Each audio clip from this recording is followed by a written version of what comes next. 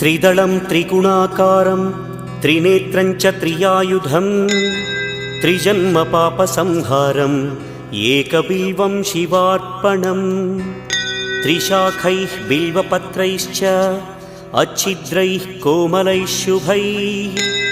तव पूजां करिष्यामि एकबिल्वं शिवार्पणम्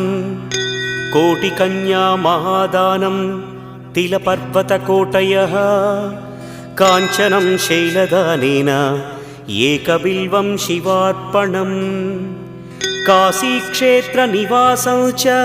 कालभैरवदर्शनं प्रयागे माधवं दृष्ट्वा एकबिल्वं शिवार्पणम् इन्दुवारे व्रतं स्थित्वा निराहारो महेश्वर नक्तं हौष्यामि देवेश एकबिल्वं